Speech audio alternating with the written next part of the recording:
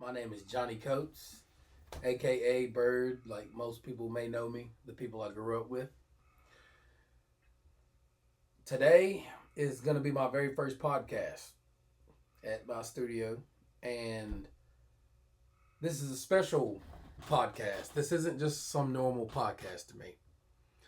This podcast is going to be about my good uh, friend of many, over 30 years of knowing. Um, as you can see, he's on the computer screen right here behind me. You'll have a chance to see better pictures and maybe a couple videos here and there throughout his life and just kind of show off of what he has done over the years. I want to do a tribute to him because he did pass away back in November the 7th of 2021, I believe. Yep. I'm doing this tribute a little late because there was some things I had to take care of first. But the most important thing is I am doing a tribute to my friend. What made him such a good friend to me as to why I even want to do a tribute is because I want those of you that know him or knew him to keep him in memory. And if you've ever met this man, I'm telling you, you'll never forget him. Good or bad thoughts or whatever, but you'll never forget him. He was really that special. But for the people that never had a chance to meet him, maybe by you watching this podcast, maybe you might learn something about a whole nother special human being.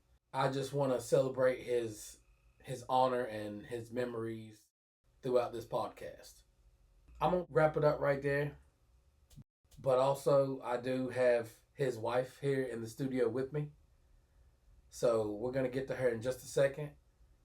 And I'm sure she'll share whatever she wants to share to make this a special podcast.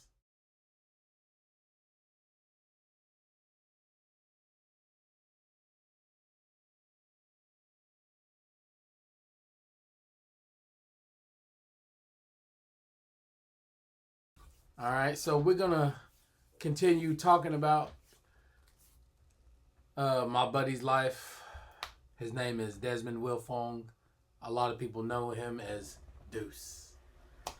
Again, we have his wife in the studio with me, so I'm going to turn the camera over to her and we're going to get it started. Again, we got Deuce's special lady here in the house with us on this podcast, so introduce yourself, lady. My name is Carrie, known to most as Care Bear, and P Damn Care. Go by a lot of nicknames. But I had the absolute honor of being first Deuce's girlfriend, his fiance, his wife, and I still consider it a high honor to be his widow. I'm going to ask you a series of questions, and we're just going to get to know Deuce. All right. All right, so my first question for you is, how would you describe Deuce in just a few words first? Gentle giant. At the same time, highly protective of those he loves and cares about. I can concur. Okay. Question. What do you think made him truly unique? Like, what made Deuce Deuce? What? It's fried chicken for one. His ability to listen. That is probably the very first thing I noticed about him from the beginning. Was his ability to just listen to whatever he had to say for however long he had to say it. He was quiet, but when he said something, it was wise and often deeply profound. And Um, and the other thing that made him very different from other men that I've dated in my life is he wanted me to learn about him and his culture and how he grew up and his point of view. And because of that, I became a much better person. I became a much more enlightened person. He taught me extremely simple lessons that were very, very deep and profound. And I think that's what makes him stand out. He's always trying to teach you something.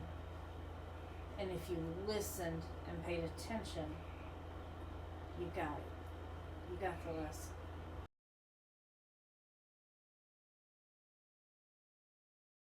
All right. What did he love most in his life? I mean, I can even help you answer that one. Just Okay. deal. The thing that I believe he loved most in his life, aside from what you're gonna say, Okay. is there's so many things, but if I had to narrow it down to just one thing, in my opinion, he definitely was a people person. You know, like again, as mentioned before, like this dude didn't know what an enemy was. Mm-hmm. You know, like if you became enemies with him, it's you that had the problem, not him. Yeah. You know, but carry on. How would you answer that? So I think what he loved, I would agree that he was a people person. However, he valued the connections with the people that he had. He had a large circle of acquaintances. He had a smaller circle of friends. And then he had a very small circle of his ride or dies. And he cherished those people. And truly loved them, and I believe showed them that. Yeah. He was very much of, okay, I may tell you that I love you, but I'm going to show you. I'm going to show you that I love you. I'm going to show you that you are important to me.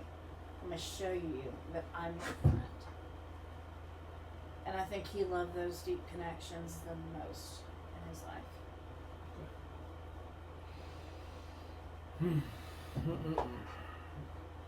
Alright. Okay. What brought Deuce peace or joy during his tough times that when you was around? Okay. You know, how did he show even though we know how things ended, but when you came in the picture of getting to know him, you know, like when he was having a rough time or even a great time, how did he show it? Like, how did he express himself? Okay, so he was one of those that when he was having a rough time, he got very quiet, more quiet than normal. And you know, I learned that was when he was in his head too much. And I encouraged him. I'm like, just talk to me. I don't care what you say. You know, it doesn't have to be a perfect speech. You know, just talk. Just let it out. And I think while he was still able, what brought him joy was being with his boys. When for a while after he moved in with me so I could take care of him, every Friday night he would send me to a church meeting whether I wanted to go or not, so that his friends could come over. I always made sure that there were snacks and drinks and, you know, whatever for the guys. And then they'd talk, they'd watch horror movies, they would play magic, whatever they wanted to do. But he knew I'd be gone for 3 hours. And every Friday night, whether I wanted to go or not, I didn't have a choice. I was kicked out of my own house because it was a boys' night. So that brought him a lot of joy. He was almost kind of a different person when I came back after the meeting. He was in better spirits and more positive. And then a lot of times when he would have to be admitted into the hospital for treatment, and I would be packing our bags, he always told me, because I would ask him, I said, you want me to bring any books, or what are we going to do to entertain ourselves, that kind of thing. He always wanted me to bring the Bible. And he would have me read aloud to him different parts of the Bible. And we would have long talks and everything. And on July the 1st of 2021, the head pastor from the church that I was attending at the time came to the hospital, did our first premarital counseling session, which was awesome. But he also talked to Deuce about baptism, and right then and there baptized Deuce. And after that, I think he had a lot more peace about, if I am going to die, I know where I'm going. I have an idea of what's going to happen. And after that day, he was a lot more at peace with life. And then the other thing that I think brought him peace was the truth. When he got sick, he made me promise that I would never lie to him or sugarcoat the truth of his condition or what the doctors told me. And the last time he was admitted to the hospital, it was kind of ironic. We were in the emergency room, and actually hospice was on their way because he wanted to terminate hospice services, because when you sign up with hospice, you give up all life-saving measures. And basically it's mainly just to keep you in comfort until you die. Yeah. But they won't, after you lose the ability to feed yourself, they will not feed you. Just kind of let you go. They just let you go. And the doctor pulled me aside, and at that point we had exhausted radiation, we had exhausted chemo, and we had exhausted immunotherapy, and there was nothing left, and the cancer had spread everywhere, and he didn't know that yet. And the doctor told me, and he was like, do you want me to tell him, or do you want to tell him?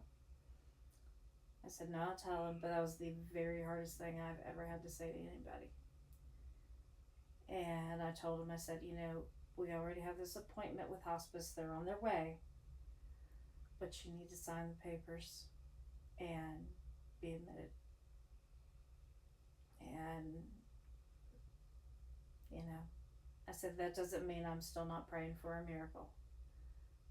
But this is what we have to do. And tough decision. But he appreciated the truth. When we got married, we originally had to get married at the end of November. And the hospitalist there, and I don't remember his name for the life of me, but I'll always be so grateful. He pulled me aside. He said, when's your wedding plan? And I said, it's the end of November. And he said, don't wait. Do not wait. He's like, if you want to get married here, we can arrange a wedding in the room. we can arrange a wedding in the hospital chapel. Talk to him, but don't wait. And that is, I will always be grateful for his honesty, because after that we didn't wait, and if we had waited until the end of November, it would have been too late. So we're back. Had to get ourselves back together, got a little emotional on that last one. Just going through the stuff that she went through and some of my old memories of what they had to go through. So had to compose ourselves. But this one's actually going to be more about their relationships on this part. So the first question is, which I wish this would have been the first question actually. Okay. But everybody that's either new or old wants to know, if they don't already know, how did y'all meet? Okay. So we met on Facebook dating. For a while, he didn't even know he had a profile on Facebook dating because his cousin made it. And so, but I was kind of scrolling through Facebook dating, and I came across this profile. And I'm like, dang, he's really cute. And that's his profile picture right there. And I'm like, he's cute. And so I don't even remember what message I sent, but I messaged him first. And so we started talking, and then come to find out, we actually lived less than 5 minutes apart. That close. Yep. It was just a difference on Highway 321. Yeah. About 5 minutes. So we met on Facebook dating. We texted / messaged, for probably about a month. And then we arranged to have our first date at the subway that's in the Exxon station on Highway 321. I know that's it. Yeah, and he stood me up. He stood you up. He stood me up. And yeah.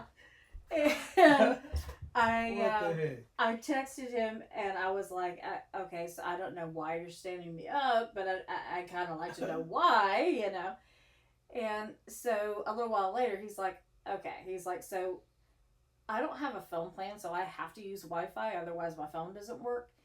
And he's like, I'm in the hospital right now. My mom had a fall and hit her head pretty bad. So, and everything. And I'm like, okay, so that can be forgiven, and everything. And so we tried again. And our first date was November 1st of 2019. We met at Ham's restaurant that it no longer exists. I know. Food was good though. Yeah. But it was Friday night, and I got there first, and so they had a bench outside the restaurant that I was waiting for. And he got out of Amanda's car. And I always believed that love at first sight was just for Disney movies and people in their 70s who married their high school sweethearts as soon as they graduated high school and that kind of thing. He got out of Amanda's car and I couldn't breathe. And he walked up to me and I gave him a hug, and I never wanted to get out of his arms.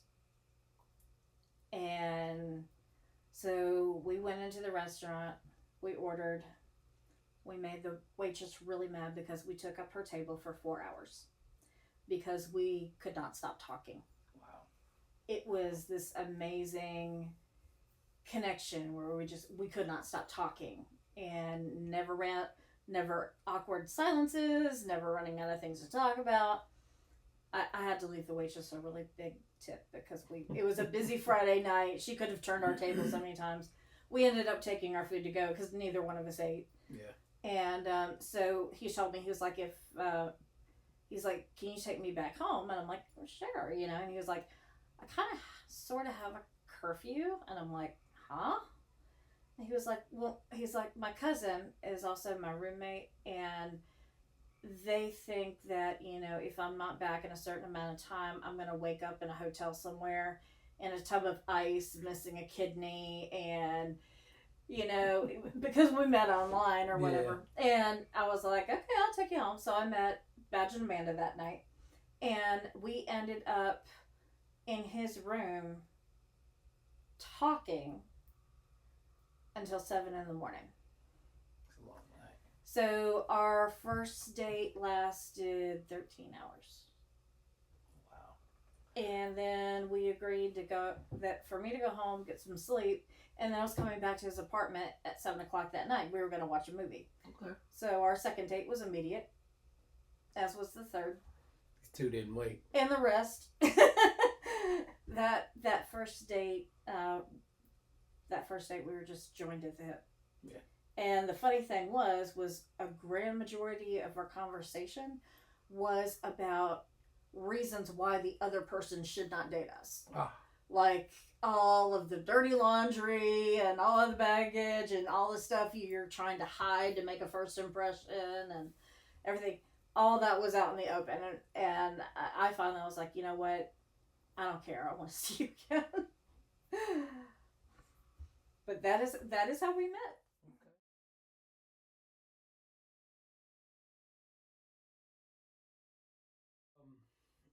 What was one of your favorite memories with Deuce? Okay. So if you had to pick like one or two. Okay. One of my very favorite memories. And I honestly don't remember if it was before or after he got diagnosed in the hospital that last year. But we were laying in my bed. So we're at my apartment. We were laying in my bed. And we had the Smiths playing in the background, as always. And he and I were laying in bed. We were smoking a blunt. And we were just talking. Mm-hmm. And we were just having the best time, just smoking and talking. And at one point, he said, "This is all I ever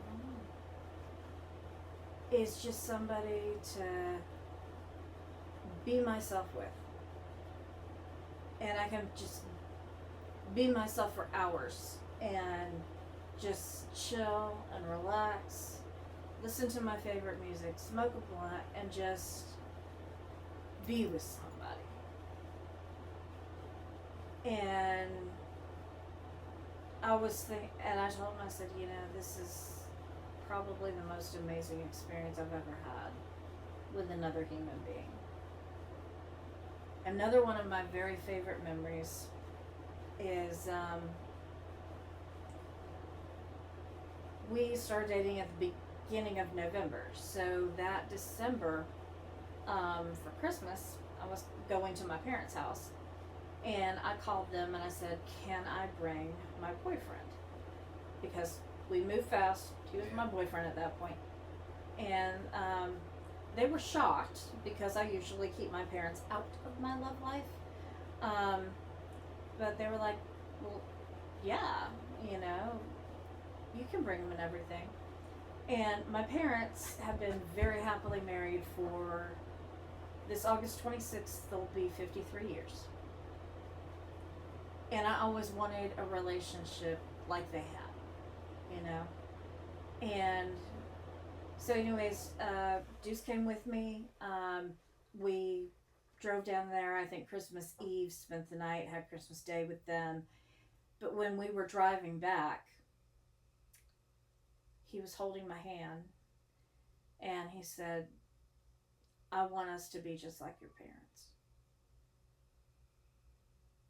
And he's like, "I want us to be best friends. I want us to be, you know, lovers. I want us to be the biggest cheerleaders of each other and the biggest fans of their life and just building happy memories and joking around and just being around that person for the rest of your life."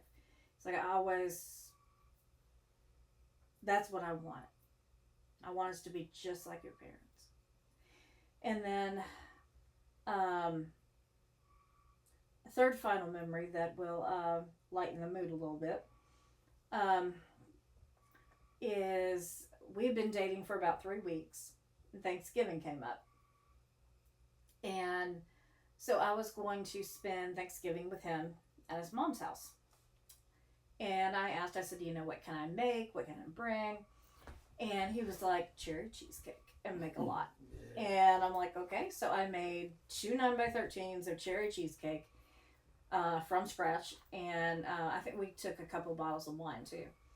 But anyways, I drove to his apartment to pick him up. And then we were just going to walk, because she lived in the same complex, just different apartment. I remember.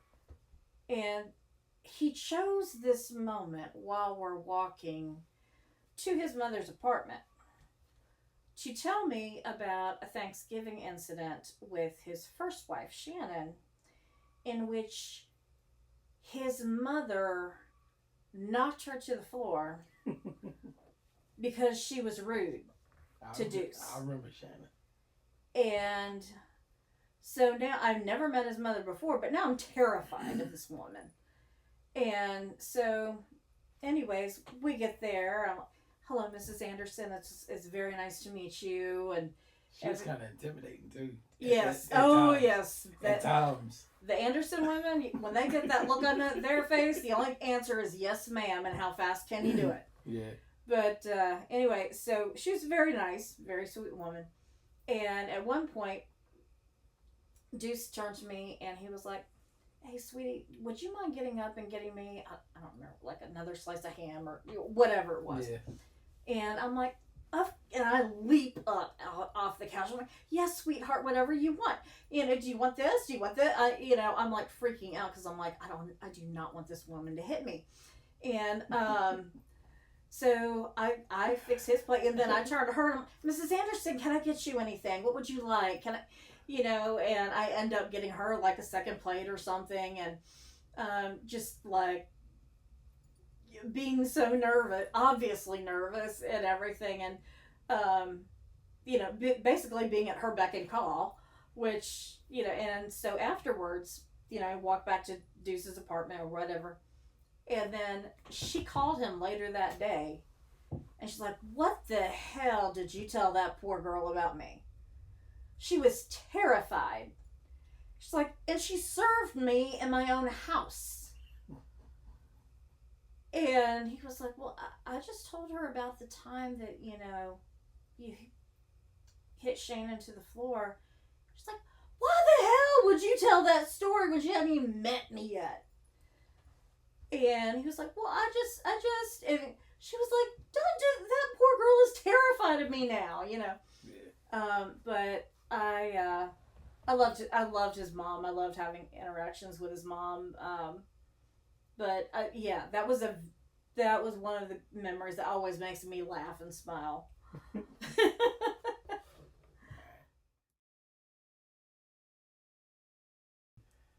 How did Deuce show love?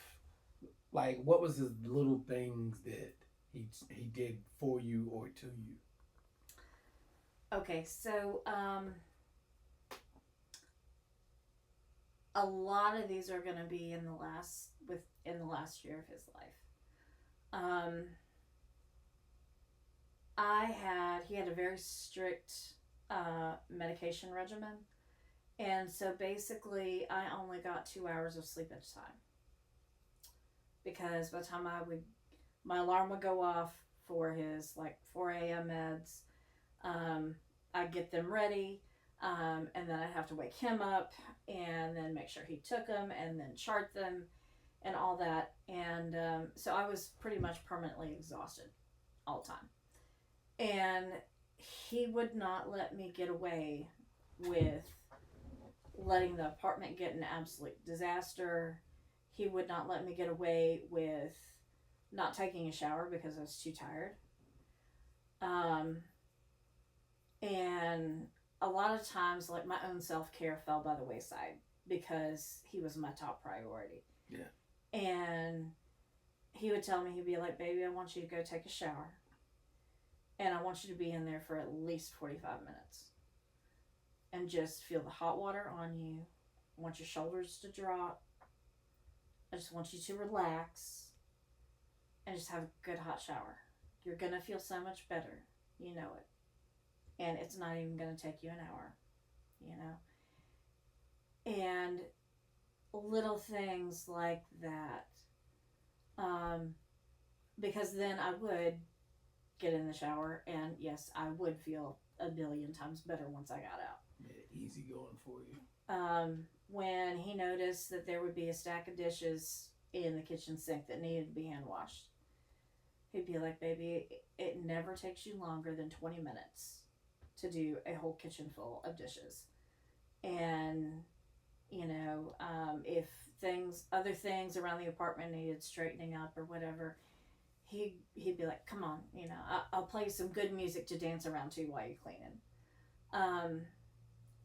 And then a lot of times, at the end of the day, so to speak, when I go ahead and change into my pajamas and get ready for bed, he'd tell me, he was like, okay, he's like, I want you to lay your head at the foot of the bed.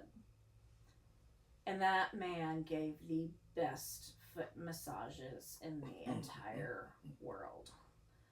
But he knew, I'd been on my feet all day, doing whatever, cleaning, care, organizing his medical supplies, etc. And he would give me the best foot rubs in the whole world. And to this day, nobody is, even a professional masseuse, has never topped his foot massages. But very little things like that. One time he wrote me a love letter that I still have. And another thing that really showed to me, that really showed his love, was when we met. My sister was in the middle of a nasty divorce to a very violent man, an abusive man. And so my parents were really wary about me getting so serious so fast with someone I met online. Yeah. And so for my birthday, that final year in 2021, April 22nd, my parents came up. Deuce loved my mother's hummingbird cake, and he used any and every excuse for my mother to make a hummingbird cake and bring it up. And so anyways, what is exactly is a hummingbird cake? I've never had it. Okay, so hummingbird cake is like an almond cake, and it's got bits of like fruit in it, and then you frost it with like some type of special cream cheese frosting. It's actually really good. It sounds good. And I have my mom's recipe that she made for Deuce all the time. Keep in mind, y'all. So, anyways, he had my parents sit in our bedroom so he could lay down, and he was like, "I just want both of you to know that I want to marry your daughter." And he was like, he's like, I think you need to know my background and my history, where and how I grew up, he's like, cause I didn't live a perfect life, and I did a lot of things just to survive. And he's like, and I want you to know all that up front before I ask for your daughter's hand in marriage. And so, I don't even remember how long it took for him to go through that, at least an hour, if not more. But after he finished saying, what he had to say, he asked my dad, he was like, can I have your daughter's hand in marriage? He was like, I want to marry her. And my dad's like, I would be honored for you too. He's like, even after hearing all that, yeah, I want you to marry my daughter. Yeah. Alright, okay. Alright, so this one right here is going to be a little bit different. Again, it's not going to be about your relationship entirely. Okay. But the way I want to word this one is, I don't want to say it word for word the way this question is saying, but I'll say it like this, my way. Okay. It says, is there a story or memory that always makes you smile when you think of it? Yes. But go ahead, because I might add to that. Go okay. ahead. All right. Yes. So, all right. So there was a thing between me and Deuce. We both love food. We both love to eat.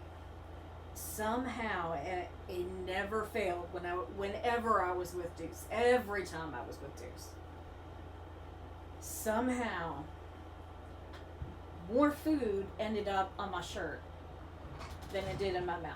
I'm not a graceful eater. Okay. And even when I try to be, Right. something will end up on my shirt. Did you And- spill it or? Yeah, it's like I spill it, or, whether it's like soup or like too much salad dressing on the fork, or, whatever. It just mishaps. Something happens to where there is a stain on my shirt. Okay. And so as he got sicker, and we had to feed him, we bought like adult bibs, but he would always tell me, you need it more than me. And so, he was right. But anyways, even now, every time, like I just went out to Waffle House with Steven and Cheyenne, and I ordered some waffles, and all of a sudden Cheyenne's like, oh my God. And I'm like, what? And she's like, look at you. And I look down, there's syrup everywhere. I mean, it's just, it looks like I took the syrup thing and just poured it on myself. Yeah. It's everywhere. And I just started dying laughing. And she's like, what's so funny? I'm like, it's kind of an inside joke between me and Deuce. But even my friend Diana, every time we go out to eat or do something, inevitably something ends up on my shirt. And she just looks up and she's like, Deuce, I know, you just shaking your head. But that always, whenever that happens, that it always makes me think of Deuce, but it always makes me laugh. So messy eater makes you laugh. Yes. Got it. Did he have a favorite phrase or joke or just something he always used to tell you? Could have been an inside joke, could have just been anything in particular. So there's two different examples I want to give to that. Okay. All right. First one is, it was when I met him. It was a big joke Okay. that he was an actual vampire and that he was like 400,000 years old. I see where this is going. I see it. He told me he was old. Yeah. And the funny thing, I'm 18 months older than him. Are you? Yes. Oh, okay, I didn't see that. So I am actually, so I was actually older than him. Okay. But that was the joke, and the funny thing was, a lot of times he couldn't sleep. He was a chronic insomniac. Yeah. So he would watch like history videos on YouTube. And that was just, and he remembered what he saw, and so that was just how he knew stuff. And I remember one time, I have no idea how it came up. It was me, Deuce, and Scrap.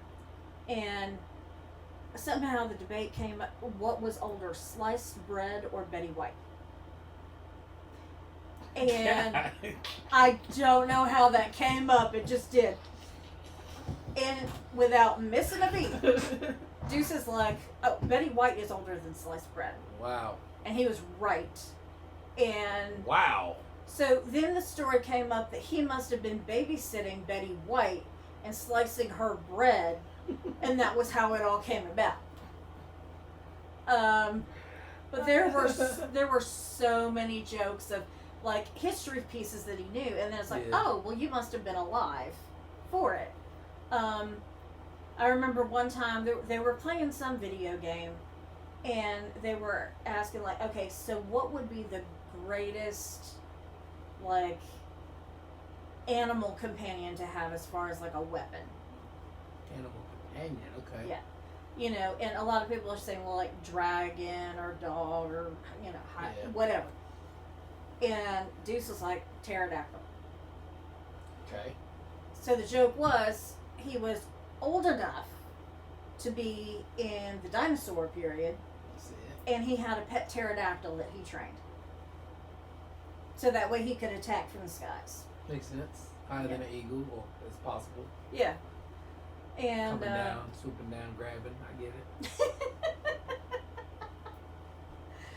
So there was that joke, And then the other example that I want to give that I actually just have to.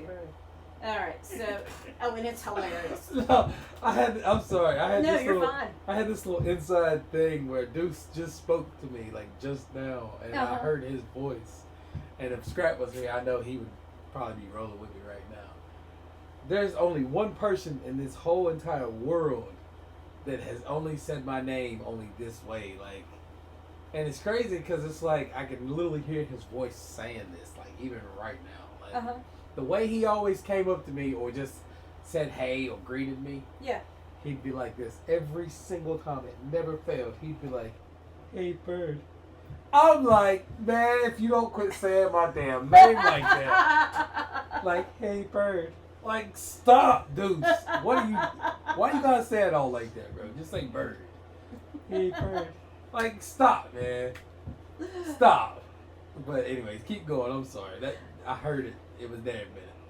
All right, so word after our first date. Yeah. Word got around extremely quickly to like all his friends, family, etc. that Deuce had an actual date with a woman that lasted 13 hours. And so of course everyone's curiosity is piqued, you know. So that evening I went over to his apartment at 7 o'clock. We were just gonna like pick a movie, you know, hang out, chill, whatever. Well, Scrap was there. Okay. Because he was dying of curiosity. You know how Scrap tells stories. Mm-hmm. All right, so we're all in the living room. And Scrap starts telling me the story about how he's a vampire and a serial killer because he killed this little Hispanic girl in the pool. He did. And you know the story. He did. I know the story. All right, and so Poor child. anyways, but it's Scrappy telling the story. Yeah. So, you know, like the whole pool is covered in blood. Yeah. You know, all this stuff. It was a bad scenery. You know, he's just going on and on and on. And my very first thought was, oh my God, I have finally met an online serial killer. How do I get out of this? How do I do it? No, I can't go that way. There's only one entrance and exit in this apartment, and I have to pass by both of them to get there. And how do I get out of this? And then, as Scrappy's telling this story, and I'm looking terrified, Deuce has this look on his face. He's staring at Scrappy. He's like, dude, you're dead. You're so dead. If she walks out of here and you ruin this, you're so dead. It will be painful. It will be long. It will be torture. So he's got this look on his face, and I'm like, my God. I'm like, my God, he really is a killer. He's about to kill his cousin. Oh my God. And everything. And I'm totally freaking out. Yeah. Until finally, because you know Scrap can tell stories with total straight face. Yeah. Finally, Scrappy gets a little twinkle in his eye. And I get it. And I'm like, well, you know, that makes sense to me. And so I start playing along with it and going along with the whole thing. And that was Scrappy. Later Scrappy told me, he's like, that was when I liked you. He's like, because instead of like telling me to stop or, you know, being uncomfortable or whatever, you just went right along with the joke. And, but yeah. And then, the one of the other big jokes related to that story is one time when he was in the hospital, they had to give him blood. And so then Scrappy turned that story into he had to have Dos Equis blood transferred to him. Yeah. Because he had a taste for the little Mexican girls. And the jokes did not end. I mean, but those are two that strike me as particularly funny. Yeah. And later I did tell Scrappy, I was like, you know that story you were telling on our second date? And he's like, yeah. I said, you really had me going. I was so close to falling for it and believing it. Oh, Lord. Oh. Was there a moment that really showed Deuce being in his true self? Like, not not at the end, Mm-hmm. but not at the beginning either. Okay. But like somewhere in the middle, Mm-hmm. did he ever show you like that he was really who he said he was, or did he like stay the same person he was from beginning to the end? You know, or did he ever try to just? Did you ever see a different side of him, even throughout the pain and everything? Did he ever show you like anything different, or was he just always that person you never wanted to stop hugging and letting go of? The one thing I can think of when I saw another side of him was, well, actually, okay, I can think of a couple things actually. One time I was at their apartment, and I I honestly don't remember what happened. If he got like a text or a phone call or whatever, but something upset him, and so he threw his phone really hard, and it he meant for it to, like, I was sitting like on the couch, and then there was like a love seat kind of in an L shape. So he kind of threw the phone in that direction. The phone bounced off the love seat and nearly hit my face. And because I actually have a lot of PTSD, I like immediately leapt to the floor. Yeah. And he saw that reaction. And he never lost his composure with me again. Ever. There was, there used to be a joke, and I think it's pretty common just with men in general. Yeah. Of, you know, I'm going to rape you, or you just got raped, or, you know, whatever, in whatever situation. But he and his friends used to say it a lot. And I took him aside once, and I said, you know, I understand how y'all mean that and whatever. Yeah. And I was like, but if you have actually ever literally been raped, and then the more times you are raped, it's not funny. And it brings up stuff that you don't want to think about. I get it. Yeah. And so, go ahead. Well, I was just going to say, I told that to him aside. Yeah. I wasn't there, but somehow he talked to everybody and was like, if she's in our presence, that term is not acceptable. Understood. And you're not going to say that around her. And that was one side that he showed how deeply he cared about me and my well-being. Yeah. You know, if we were watching a movie, or if we were watching a TV show that had like a rape scene in it, they would stop it and fast forward through it. And it wasn't just Deuce. I mean, it was, you know, Badge or whoever anybody. it was. Yeah. It was everybody. Everybody showed me that support. When he also showed me how determined he was. In April of 2020, I moved out of my roommate's house and into my apartment that I live in now. And so Deuce and Scrappy showed up to help one night when I had my dad's truck to move like some furniture and stuff. Deuce was in so much pain, and he absolutely refused to stop moving furniture. He refused to take a break. He was like, no, I'm doing this. I'm helping you. And he didn't give a damn how much it cost him. And those were some sides that, truthfully, I didn't know existed in humans.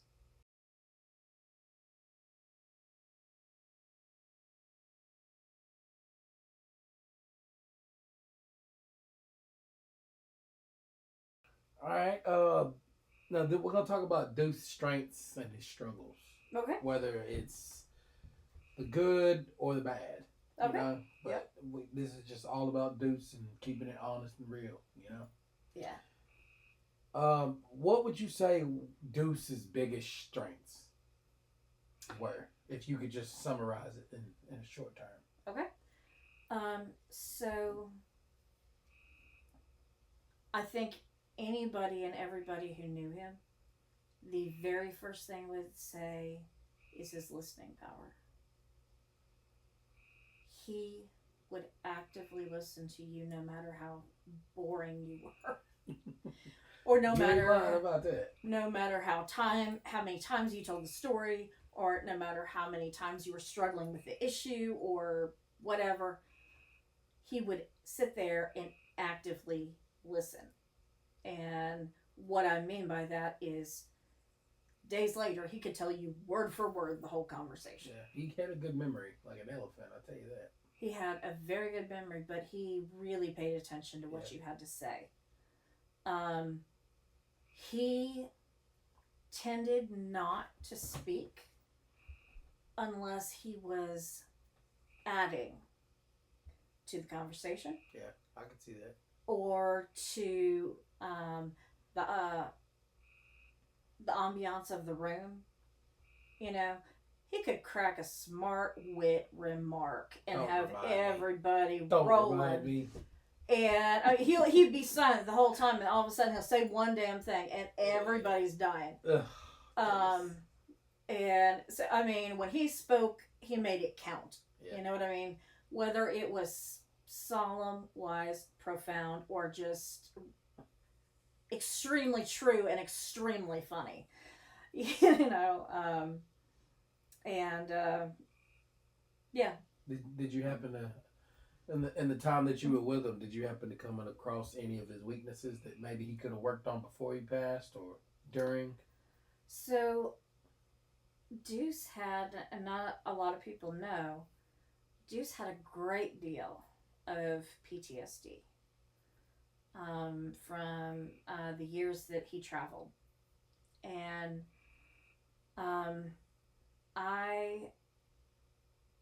he used to have regular night terrors. And I learned very quickly that if I tried to wake him up, I had to stand at least 6 feet away. Yeah. Otherwise, I was getting hit. And not on purpose, but out of a reaction. You're still in the dream world, feeling it's real. I can relate. Yeah. Trust me, I've had my past terrors also. I was married once, so I get it. But he had a lot of PTSD, and a lot of different things would trigger that. And because he was not fully aware, you know, and then plus he didn't like to talk about it. So people would do things that would trigger his PTSD unknowingly, and be like, "What the hell did I do?" because of his reaction. So one thing I did have him start doing, even before he had Medicaid, was I found a place in Hickory that had a sliding scale fee. And they had like a regular family doctor, general practice. They had a psychiatric nurse practitioner, and they had a therapist. Yeah. And I told him, I was like, you need to go to therapy. I was like, if you want me to, I will sit in there with you and hold your hand. If you want this to be completely private between you and the therapist, that's fine. I can wait in the waiting room with a book, And he did really start to work on a lot of his traumatic memories and issues. I wish he'd had more time before he'd gotten so sick that we had to put all that on the back burner to just focus on this cancer. But that is one thing that I wish he hadn't kept to himself. I wish he had shared that with other people. Yeah. And I wish he'd sought help a lot sooner.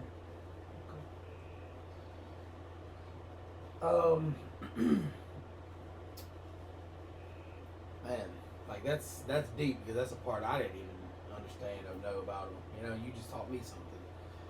How did Deuce support you or others emotionally or spiritually? But you've already kind of touched up on that because by being a great listener and anything else that you might have said. But if there's anything else you want to add to it, just be brief. But how did he support, whether it be you or all his friends or even his family? Like how would you add anything to Fried chicken. that? Just straight like that, fried chicken. Fried chicken. I've never. I think maybe one time I tried Deuce's fried chicken one time. I was like a teenager then, but Okay, so when I was around, he didn't cook very often when he got older. no, Well, he not didn't. around me. He didn't, but it would be funny. It would be like me, Badge, and Amanda at the apartment, Yeah. and they had the stuff for him to fry chicken. So he'd do dinner that night and fried chicken.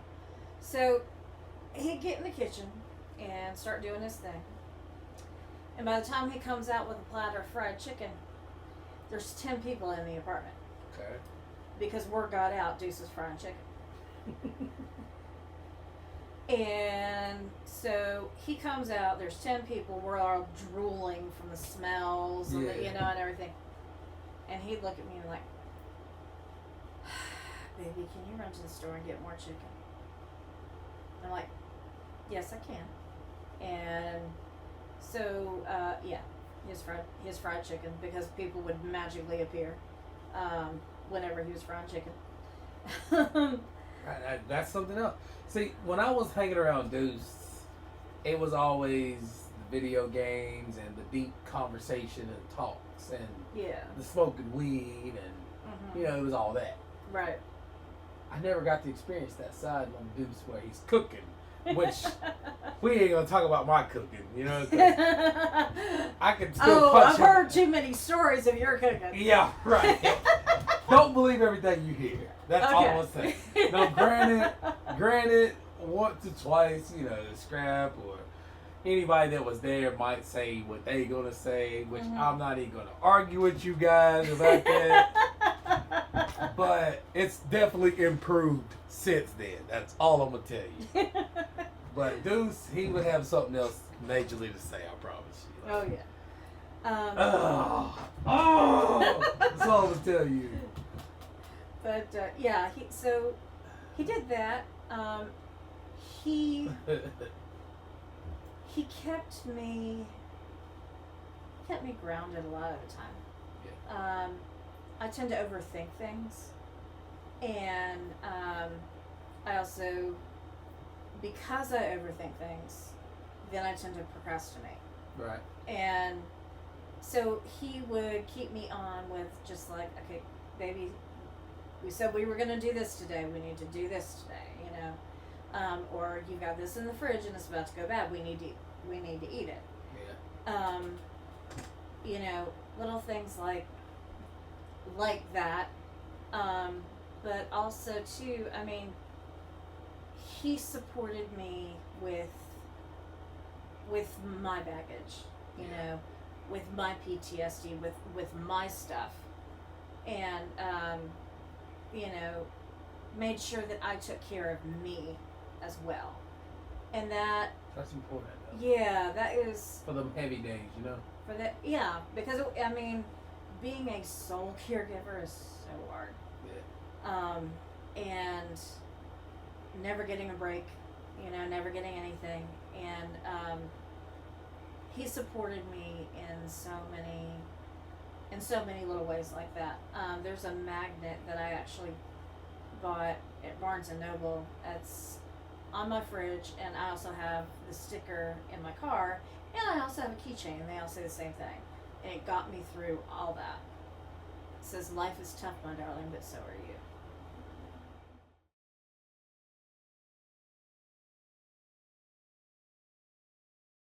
All right, now this last part that we're gonna do is about Deuce's legacy that he left behind, pretty much. Okay. We all know that Deuce was I don't want to keep saying special, but he intrigued me in so many ways that I can't even discuss in person or to anybody, because I've shared moments with Deuce where nobody else was around, and you know, growing up with him in his teenage and early 20s. I missed out on some of our mid 30s and stuff because I was busy, but them 20s, it replaced me, you know? Yeah. But the question I got for you is, what do you want people to remember most about Deuce if they had the chance to meet him or if they already had met him? You know? I have two responses to that. Okay, go. First answer that came to me is his kind heart. That he did. He was an extremely genuine, kind person. I'm gonna add generous. And very generous. He was. He didn't have to do half the stuff he did for me to even talk to me the way he did. He was very generous. He was so kind to anybody. He'd give you the shirt off his back. He'd help you in any way he could. And my second answer that actually is something from him that I have tried to take on and nurture in myself is his legacy of listening. Because sometimes just listening to somebody is the most powerful thing you can do. And there are so many situations where words are completely inadequate. But the power of active listening replaces where words aren't enough. And that's powerful. I mean, both statements, both answers. That's powerful. And honestly, I'm actually shocked that you even went with those two because What would you have said? What I want people to remember about Deuce? Yeah. Oh man, you kind of took most of the words out of my mouth, but I want people to remember that there are good people left. Yes. And he was one of them. You know what I mean? He really was. Like, you don't get shady, corrupt, bad, negative energy from him. You never did. Never. You know, when it came to Deuce, you either gonna leave smiling, leave better than when you came, usually. Yes. It's more like that. Yes, you definitely left better than when you came.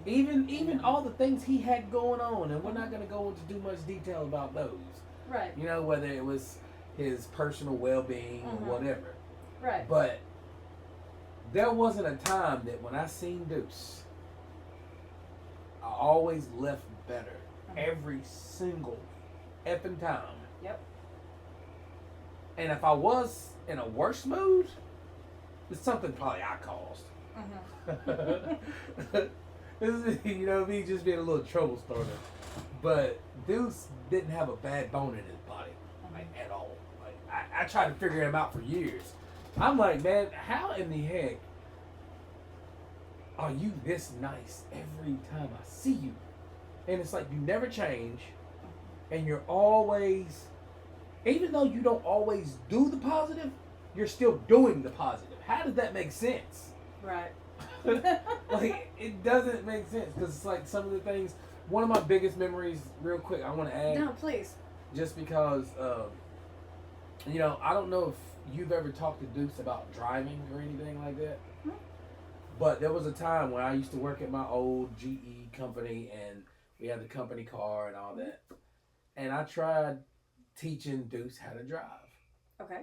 And I don't know if he ever shared this story with you. No. But, okay, now you're learning something. I let Deuce drive that car the entire night while I was at work, just about all 6 to 8 hours or whatever he was driving. Right. But I let him drive that big, huge parking lot all damn night to get his fear over driving, you know? Right. That was probably the most fun I've ever seen Deuce have by himself. Because there was nobody in the car. Once, you know, I gave him the schooling fundamentals. Right. I let him get in it by himself. You know, granted, I could have gotten fired. I could have been... Oh, yeah. You know, I was supposed to have been fired. But you know what? That was my buddy. Yeah. And that was something I was trying to teach within him and get it instilled within him that, hey, it's just a fear thing, you know? Right. But the fact that I think he knew that he didn't, I don't know if it was he knew he was running out of time or if he just didn't genuinely care for it. I don't know the difference on that one. But once he started driving, it's like nothing else existed in that moment. And that was before you came along. But, oh, yeah. You know, but I think that was the happiest moment I've ever seen Deuce. Ever. Like, past video games, girls, and his boys. Like, yeah. He was so happy that he was free, in other words, you know? Yeah. He was whipping the car, doing the speed limit, 35, 45 miles an hour. Like, he loved that moment. But what were you going to say? Oh, I was just going to say, whenever we talked about driving, he was talking about learning how to drive again. Yeah. And I told him, and unfortunately, when we were having this conversation, it was right after the George Floyd murder. Yeah, I remember. And the whole time frame there. And I told him, I said, if you want to learn how to drive, I will support you. I will teach you how to drive. I'll get my dad to teach you, because my dad was the one who taught me how to drive. I was like, we can work it out to where, I can put you on my insurance and, we'll work it out. If that's what you want to do, I will fully support you. But I'm going to be bluntly honest. I'm terrified because not that I'm afraid you're going to wreck my car. Yeah. I'm afraid you're going to be out by yourself one night, get pulled over, and something terrible happens with the police. And I was like, I said, I'm sorry. It's a fact. Yeah. When you learn how to drive and you're white, the first thing you learn is, okay, steering wheel, accelerator, brakes, whatever. The first thing you learn when you're learning how to drive, very first thing you learn when you're black, you turn the ignition off, you roll the window down, hands on the steering wheel at all times, and if you keep your registration or any other documents the officer needs, you roll the passenger side down, keep it in the glove compartment, you have the officer get it. You don't ever move your hands from the top of the steering wheel, so they can always see your hands at all times. And I told him, I said, I'm not going to be ignorant to the fact that, teaching you how to drive is going to be far different than someone teaching me how to drive. Yeah. I was like, but I will do it if you want to. And he kind of thought about it, and he was like, you're right. And never really came up again. Okay. But, yeah. One thing I do want to say, though, real quick, because you were asking me about his legacy.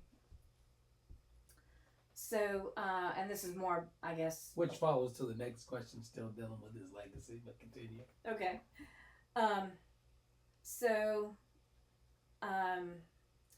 I have dated black men before Deuce, but they never, it was more like I expected them to sort of be in my culture, because basically it doesn't matter what race you are in the U.S., you are taught white culture. Whether you live that or not, you're still taught it. Yeah. I can concur to that. And so most of the men I dated, either I just basically expected them to conform to, if we have stuff in common, well, obviously we also have culture in common. Yeah. And no one ever taught me the difference. Deuce taught me the difference. Deuce made me much more aware of racism, of things that I had the privilege to do that he didn't.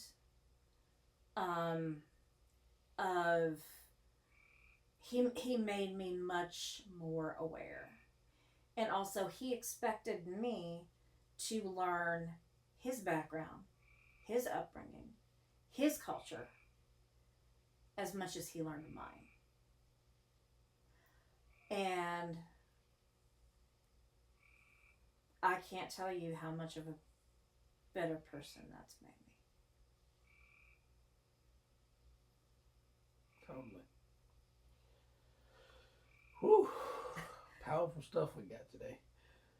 What kind of impact did he leave on those people that actually did know him? What do you think? Like the impact that he might have made on me and Scrap and Amanda and even his closest friends and family. Like, what do you think? How do you think that has impacted us, even over time?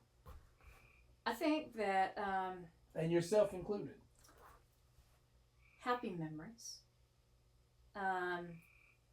You know, I mean, all of us probably have tough ones too. Yeah. But for the most part, happy memories. And I think he taught a lot of his male friends that you don't have to be such an angry, aggressive person to be male.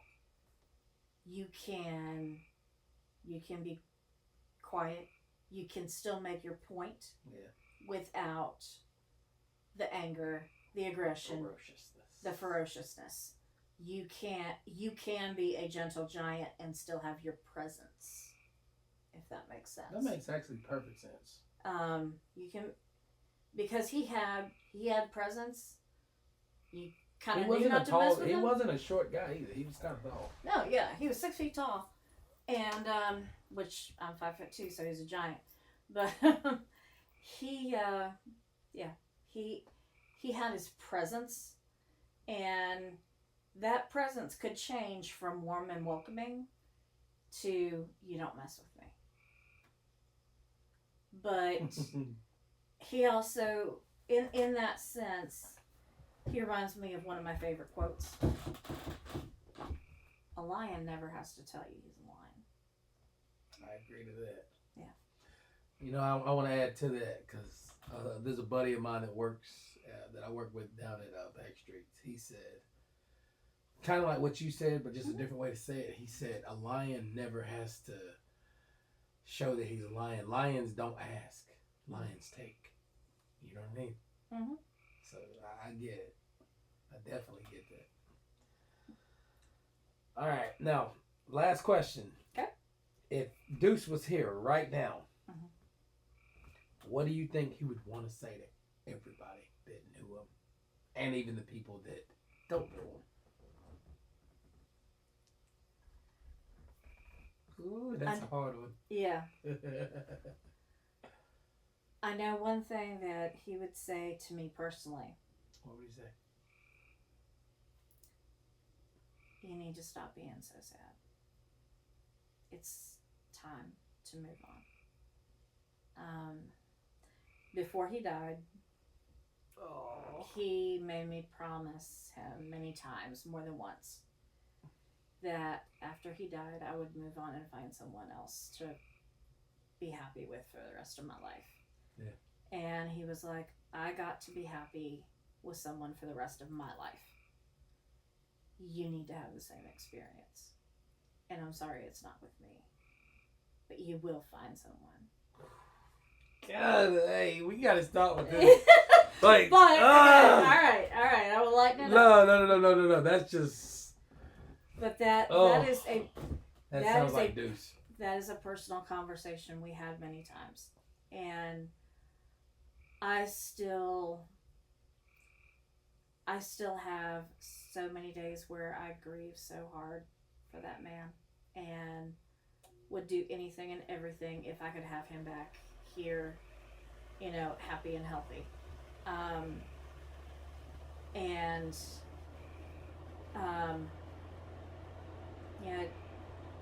It took me a very long time to even get out of bed after he died. I couldn't hold down a job for several years. I couldn't function. I couldn't do anything. I have never known pain like that. But I think he would say to everybody, be happy, make your life happy.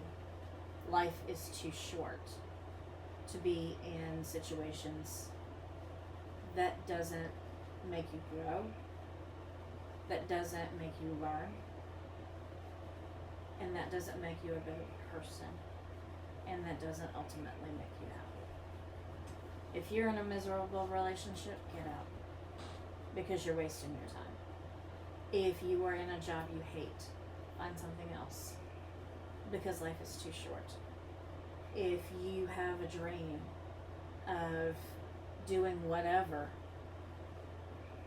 stop letting the obstacles hold you back. This is your one shot. And you never know when it's going to end. You never know how much time you have left. And I think that is what he would want to say to everyone. And I think he would also say, take that chance, take that risk, take that leap of faith. Because you don't get a second chance later, because later may never come. Yeah. You know, the only thing that Deuce taught me truly is what you said, but not only was it so soon that it felt like it was so soon, you know, because again, I've known Deuce probably the longest out of everybody that he knew now, you know, up until now. Mm-hmm.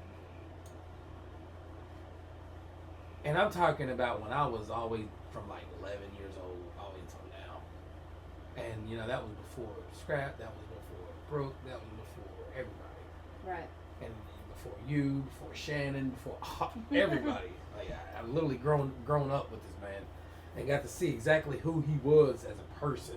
Mm-hmm. So, and he never changed over time besides his physical beatings that he used to give me, but the only thing Deuce really taught me is everything that you said, but especially you don't get the second chance part. Because there's been so many things that I shouldn't have done. And if the time was stripped away from me right now and I could never get that time back, I don't even think I would die happy right now, you know? Right. So he's definitely taught me that life truly is too short. So you do have to take that leap. Yeah. You do. You really truthfully do, no matter who you are. And if you're afraid, it's okay to be afraid, because fear don't last. Mm-hmm. You know?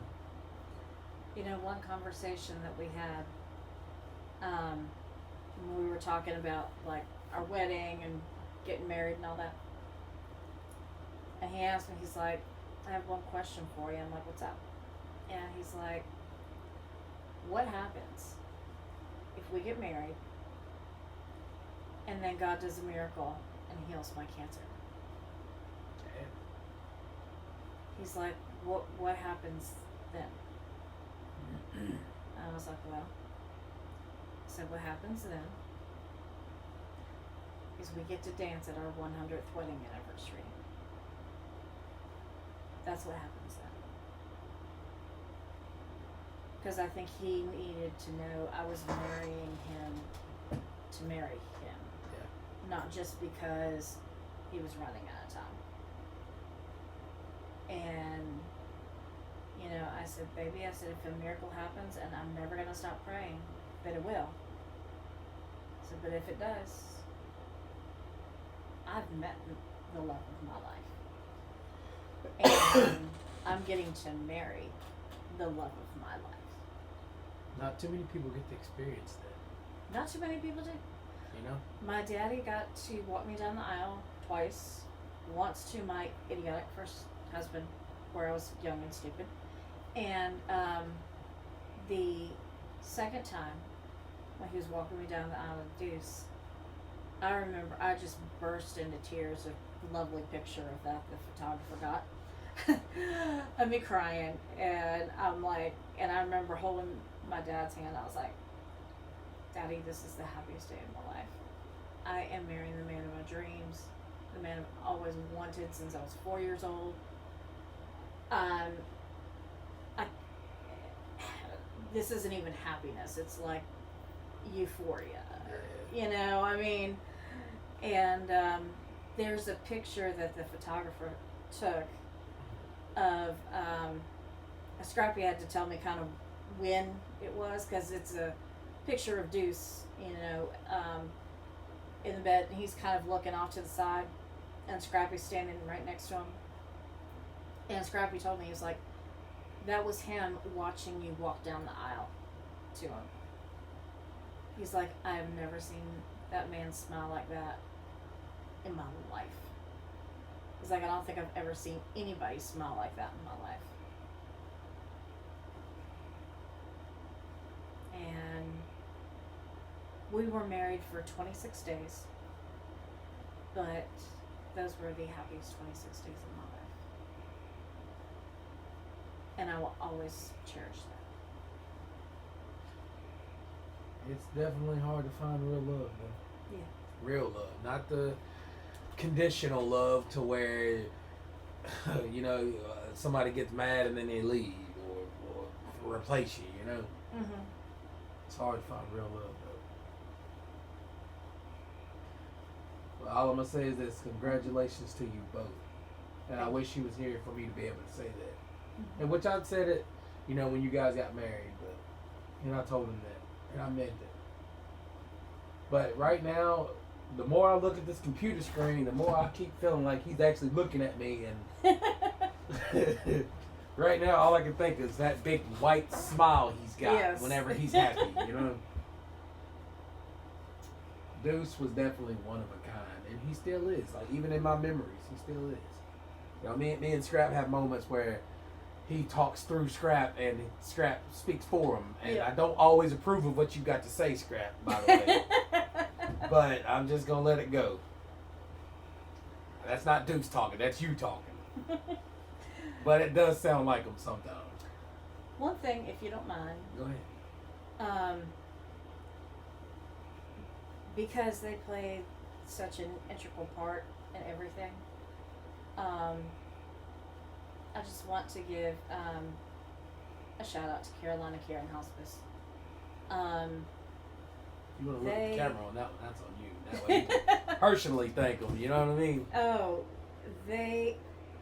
so Carolina Care and Hospice, not only do they take care of hospice patients, but they also have a fund that you can donate to. And that fund is basically used for, I don't want to say necessarily patients' last wishes, because they don't send you to Disney World and you know, all that stuff.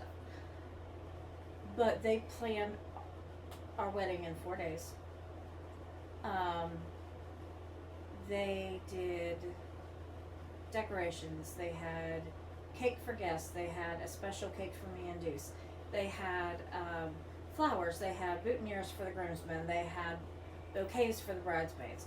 They had a professional manicurist come in and do my nails. They had someone else do my hair. They had someone else do my makeup. I got to be a bride for a day.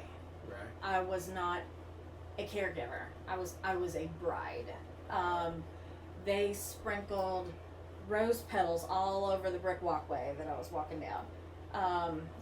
One thing I don't think you know this, but when the wedding was over, you know, reception was over.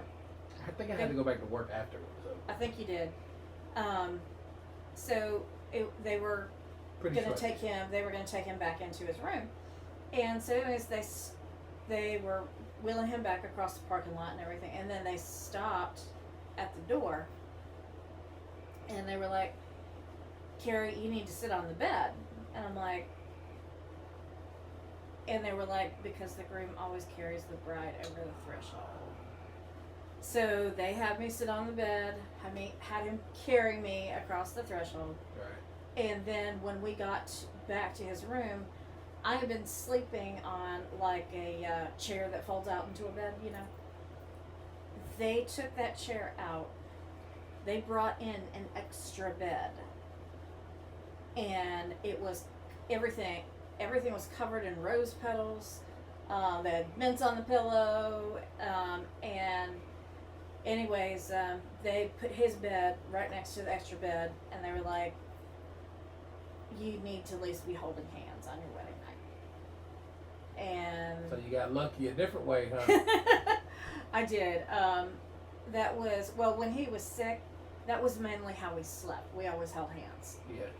But with him being up on hospital bed and me being down on this fold out couch, wasn't possible. Yeah. And so for our wedding night and for a few nights after that, I think they left that extra bed in there for a couple of days. I got to fall asleep holding his hand. Right. And so a lot of people don't realize when you donate to Carolina Caring Hospice, you donate to that fund, and they can then do those things for people. Yeah. They also had a professional photographer, so I didn't have to worry about taking pictures or anything like that, and they took care of everything in 4 days. I was stunned. The home health nurses that come out and visit the patients are awesome. I still miss you, Melissa. I hope you still work there. And Andrea, who is a social worker there, who did not only put our wedding together, she is also a grief counselor, and I saw her for grief counseling. Right. And Charity, who is another social worker who helped Andrea put together our wedding in 4 days. And very sadly, Caleb does not work there anymore.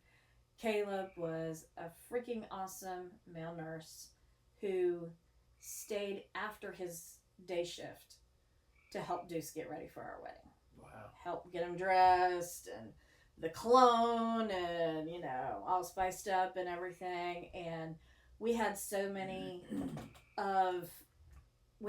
staff that, started their shift at like 7 a.m. and stayed late unpaid time to give us our wedding. Right. So, huge shout out to them. Well, y'all heard it loud and clear, But I guess this is going to wrap this up. I just want to add one more thing, just because, like I said, no more questions. I just want to actually just speak directly from my heart about my buddy Deuce. Deuce not only was my longtime friend, he was like my brother. Like, y'all just, for the people that don't know, he was like my brother, seriously. And I want to keep his memory alive, truly. And if I had more videos, I would definitely share it. We're going to show a ton of pictures and everything that we have on this podcast. It's going to be probably down here at the little right-hand corner, like right in here, somewhere in this area. But just know this, man. I'm gonna keep you running, through me. I ain't gonna let nobody forget about you, man. And the people that don't know him, you missed out on a great thing, not even a good one. So, with that, love, peace, and respect. I'm sure you waiting on me on the other side to have a nice little brawl with me. I'll see you when I get there. It's that simple. Just don't be stronger than me, because you might be hitting the weights or the gym or something. I don't know what you got planned for me, but just know this: I'm coming for you too, in a good way, not the bad way. But can't wait to see him either. Every day. We all got our time, and I hate that he had to, give up his so soon. But and for those who don't know, he had just celebrated his 40th birthday in September. So he was 40. He was 40 when he Nobody was ever knew his freaking age, because he always lied about it. Like, even I didn't even know his real age, because he would tell me, I'm 37, I'm 38. Man, you done told me that like 3 times, man. Then he showed me a fake ID like twice. So I'm just like, I don't know how old you are. Well, as he used to tell me all the time, hey, black don't crack. So, Yeah. I mean, he could get away with anything. Yeah. But he was 40 though? He was 40. That's on the record that he was 40. Mm-hmm. Yep. Oh. Turned 40 September 20th. But I was hey, 21. 40 years of a miraculous type of guy, man. Really, like, Deuce he didn't really seem like much because he was so quiet and to himself and didn't really seem to have a lot going on with his life after he came back. Mm-hmm. But even before he came back, he was still having his own things. But, because for the people that don't know, he moved out West Coast kind of thing, Nevada. Or Nebraska. Was it Nebraska? I said Nevada. I'm sorry. Nebraska. That's what it was. Mm-hmm. The day I picked Deuce up, and this is something you don't know. The day that I picked Deuce up, Deuce had gained like 40 to 50 pounds. And like he looked like that picture, but he was more huskier, like a husky. Gotcha. You know what I mean? Yeah. He had the whole big, thick beard like the mountain man, the thick hair, like he didn't have a haircut in months, but he was still groomed enough to where it didn't look bad on him. You know what I'm saying? Right. But that whole beard he had, I had never seen a beard like that on him. Like I could tell he had been somewhere. Yeah. You know what I mean? And the day that I picked him up, and we drove all the way back. I think I picked him up in Charlotte. Pretty sure it was in Charlotte, and I had to bring him all the way back. But that was a unique, special day because I didn't realize that it was going to go down the way it went down. Mm-hmm. On top of that. But I was meeting a new chapter in a part of Deuce's life that I didn't understand at that time. Right. But now looking back on it, that was like one of my best memories that I have of him now. Oh, yeah. Because he was a whole different person that he left, came back, and yeah, like that's almost inspiring because it makes me want to leave and come back and have a look like that. Go out and do something with my life, Mm-hmm.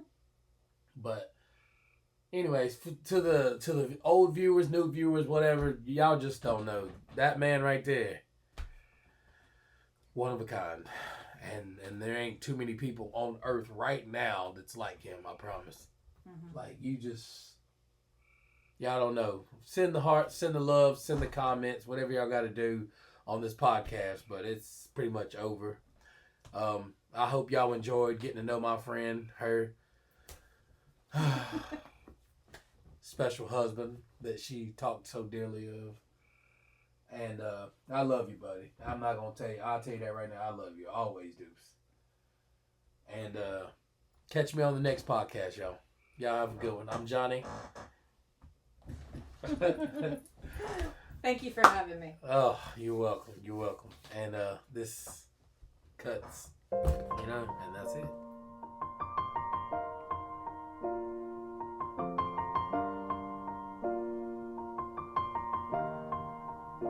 It's been a long day without you, my friend, and I'll tell you all about it when I see you again.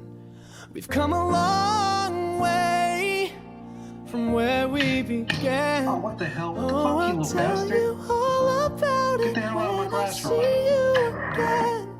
When I see you again. Is that your ball? Man, who knew? All the planes we flew, good things we've been through. That I'll be standing right here talking to you about another path. I know we love to hit the road and laugh, but something told me that it wouldn't last. Had to switch up, look at things different, see the bigger picture. Those were the days, hard work forever pays. Now I see you in a better place. How can we not talk about family when family's all that we got? Everything I would do, you were standing there by my side. And now you gon' be with me for the last ride. It's been a long day without you, my friend, and I'll tell you all about it when I see you again. We've come a long way, from where we began. You know we started. Oh, I'll tell you all about it when I see you again. Let me tell you. When I see you again.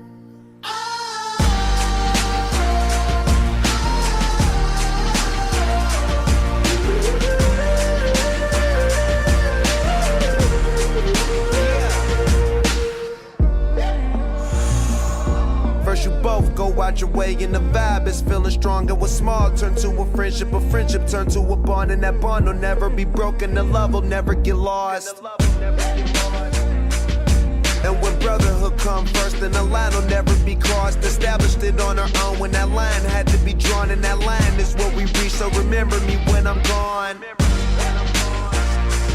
How can we not talk about family when family's all that we got? Everything I went through, you were standing there by my side. And now you gon' be with me for the last ride. Let the light guide your way. Yeah. Hold every memory as you go. And every road you take will always lead you home. Oh, it's been a long day without you, my friend.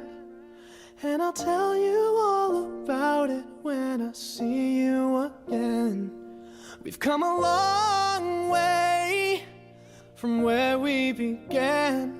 Oh, I'll tell you all about it when I see you again. When I see you again.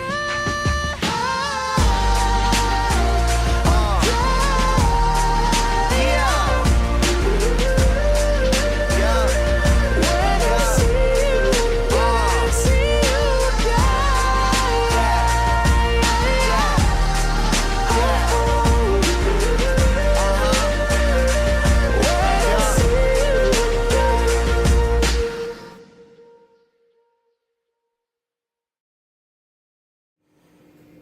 Alrighty, so Deasmon, you've professed faith in Christ and desire to be baptized in the Christian faith.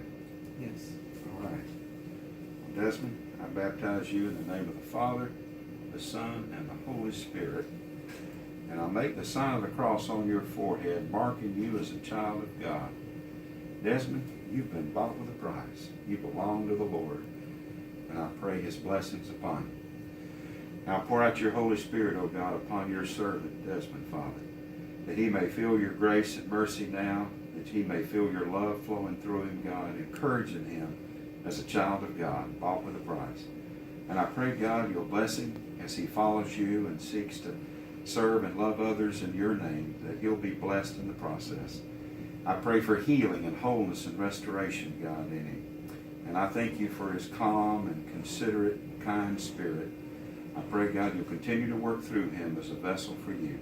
And one day, he will dwell in the house of the Lord forever. In Jesus' name, amen. Amen. Amen. Well, congratulations. Water from the Jordan River. See, it's even got Hebrew on it. I was looking at that. Yeah. This is. I do. Again.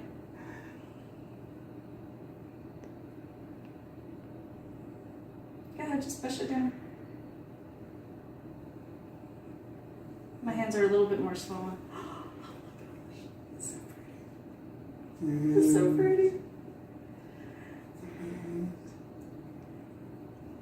Wait. Are you finally going to ask me to marry you? Because this is the official engagement ring. Right. Will you marry me? Yes. Yes. 1,000,000 times yes. I finally got someone to say yes. Heck, with my ex-husband, I never said yes. It is so pretty. Thank you, baby. Oh. I love you. Oh my gosh, this is even prettier than I thought it was going to be.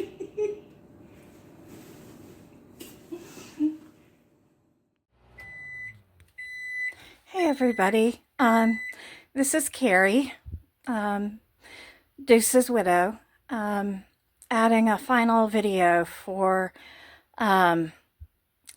Johnny's podcast. something that I wanted to say that I think is really important. The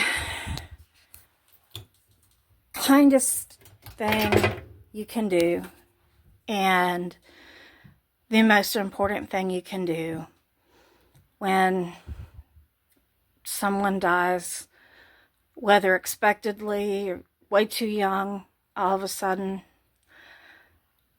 is to look at the other person and notice them and ask about them. I've seen death bring out the worst in families and friends, and I am so greatly honored and blessed that my husband's friends and family came around me and supported me, not just in the first few days after he died, but it's going on 4 years now, and I'm still so proud to call them my friends and family. And they treat me like a friend, and they treat me like family. That is the best thing you can do in remembrance of someone, and it's the kindest thing you can do for someone. You know, they're having a tough time around that person's birthday, whether it be how many years later. Trust me, you don't forget. They may not have a place to go for Christmas anymore. They may not have a place at a Thanksgiving table.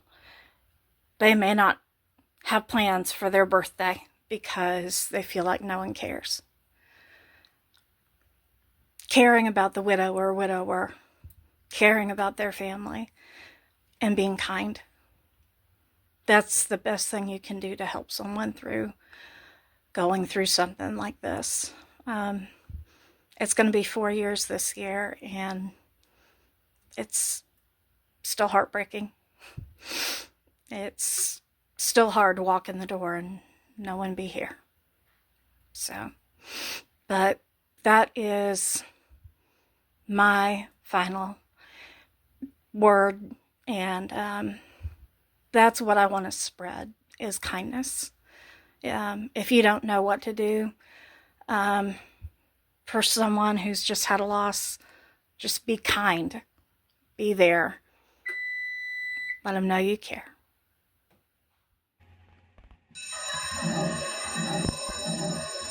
Hello class, I'll be subbing for Miss Black. We continuing her work with knowing how electricity powers a light bulb.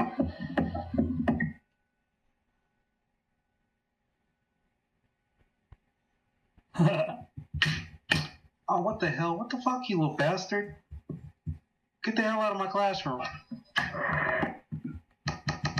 Is this your card? Is that your ball? Almost hurt my wrist. You're a stranger, in danger, on my block. Who you be? Oh, you just gonna stand there? You get mad, bro? Oh, what you gonna do about it? You not gonna be like that, fool. Oh, shit. What's going on? Oh, damn, this nigga's swollen up. Oh, shit.